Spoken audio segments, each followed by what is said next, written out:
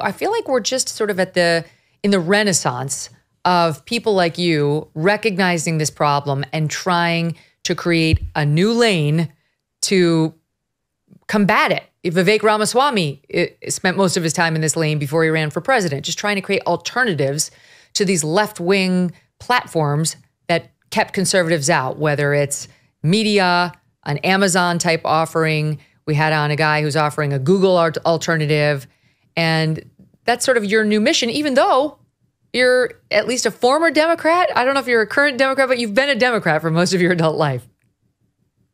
That's definitely true. Although I would say that, the Democrat versus Republican distinction to me is more or less meaningless for the last 5 or 6 years these days.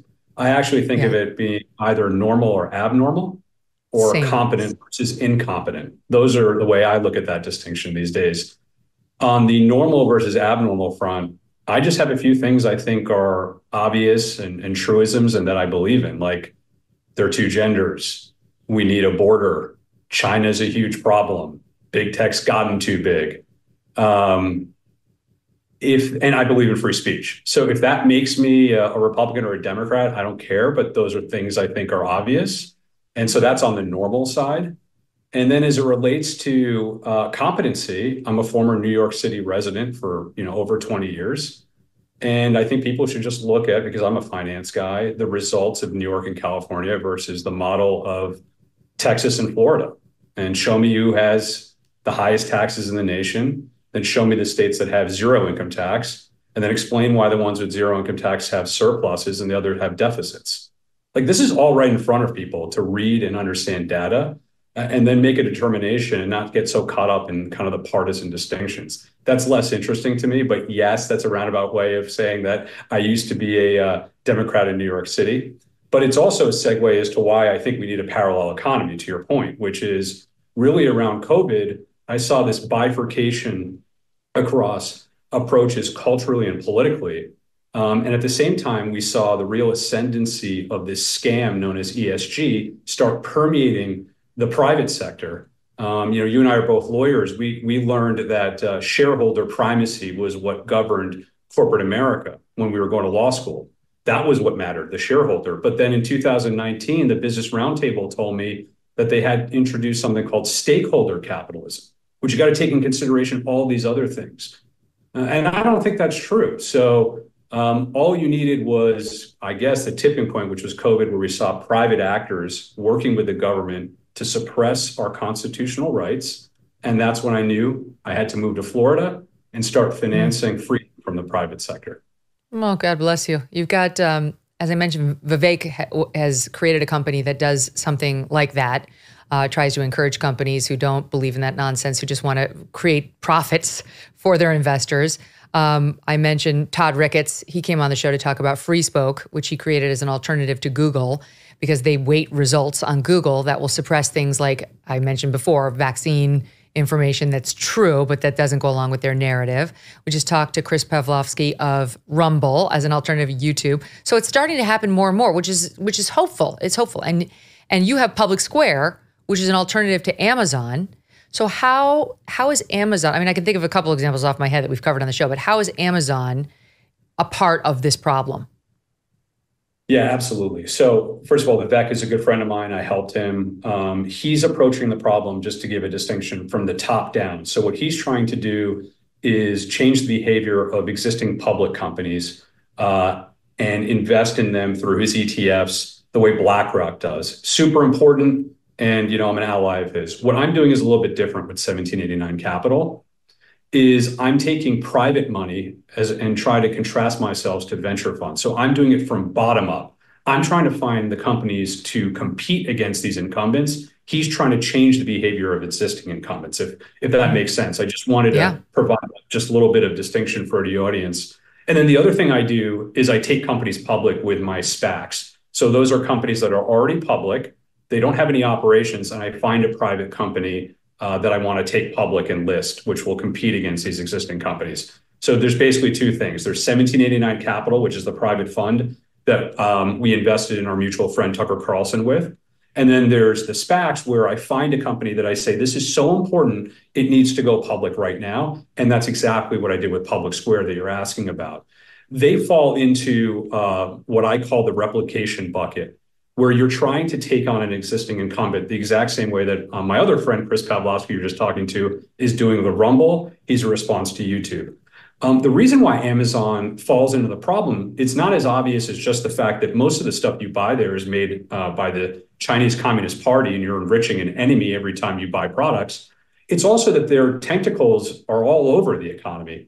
My business partner in 1789 is a woman named Rebecca Mercer. She started a company called Parler, you may recall. Yeah. And Parler at one point was one of the most downloaded social media apps in the country. What ended up happening is that a bunch of big tech companies colluded then to deplatform them. So you had Apple and Amazon work together to basically, and Google. So on the Google and Apple side, you could not download it because those are the two folks that have all the ability to have the app stores, either on an Android or an Apple phone. So they wouldn't let you download it. And then the thing that Amazon did is Amazon has Amazon Web Services. People don't realize that most platforms are hosted by Amazon Web Services. They just took them off the web and violated a contract. And so you have to ask yourself, look, that's collusion in one respect that should be troubling, but it starts begging the question, are they getting their marching orders from the federal government or various intelligence agencies? And I think after what I observed with the Twitter files, what they were doing is that they are, which means that the government is using these large incumbents. And I think it's a devil's bargain, by the way. They're not busting them up with antitrust laws because these companies are doing their bidding for them and suppressing the free speech of American citizens. That makes perfect sense. And yes, we have every reason to believe that's true. I'll say this, Amazon, it's not just on the big ticket items that we need to worry. You know, they're suppressing speech or they're putting the thumb on the scale. I've had people on the show, Eli Steele, son of Shelby Steele, and Shelby too. They made a movie called What Killed Michael Brown with the truth about what happened in Ferguson. These are two black men, by the way. I mean, Shelby Steele is an icon. And took a hard look at actually what was happening in Ferguson, Missouri. And Amazon wouldn't promote it, wouldn't offer it for a time until the pressure got too big. Abigail Schreier's book, Irreversible Damage, one of the most important books of the past 3-4 years, but bar none, also was suppressed by Amazon, anything on the trans stuff. So they're just like YouTube in too many circumstances, and the old Twitter, not under Elon's Twitter, his ex, they choose their favorites and they decide what we can talk about. So we do need an alternative. So if I go on Amazon and I want to buy hairspray and I want to buy, I don't know, dog treats, is that still, if I go on Public Square as opposed to Amazon, can I do that now? Is it up to the point where I can get whatever I want?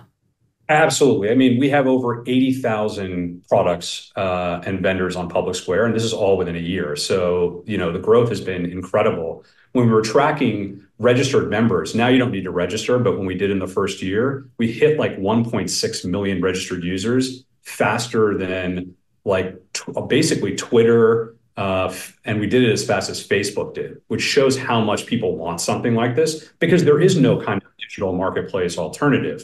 The idea stems from, you're right, wokeism has got completely out of hand, and we just thought about it. And what was the easiest way to kind of quantify the opportunity is I just looked at election data. I saw that, 73 million people voted for Donald Trump. They basically comprise 30% of American GDP. And that's 7 trillion of GDP that is not only ignored, but actively alienated. So I said, this is a huge market. I fall into that category. Why aren't there companies that people can shop from that share their values? Because there's this other part of the country, which is, by the way, a lot more than 73 million people that are sick of buying these products because every day there's a Bud Light that's doing stuff to piss them off. The best part about Public Square for me, though, is that all those 80,000 companies are small and medium-sized American companies. So they're basically owned, by, families. They're the kind of companies that were actually shut down and locked down during COVID. So Public Square is also a way to support those American companies that are owned by really the backbone of the country, which is the middle class, which, as you know, just like the family, is currently under assault. So I use it as a way to vote not only at the ballot box, but with your wallet every single day. Because if you don't do that, then you get a situation where you're using products and services where you're enriching these oligarchs who then go and take your money to go finance things that are against your interests. The pressure to conform to political correctness has undeniably suppressed genuine debate in this country, and it's time we put a stop to it. Enter Freedom 2.0, the unapologetic bottled water company that proudly supports the freedom to speak, freedom to think, and the freedom to listen. We can't afford to remain silent any longer. It's crucial to make our support for the First Amendment crystal clear. And one impactful way to do it is by choosing products from companies that champion our values.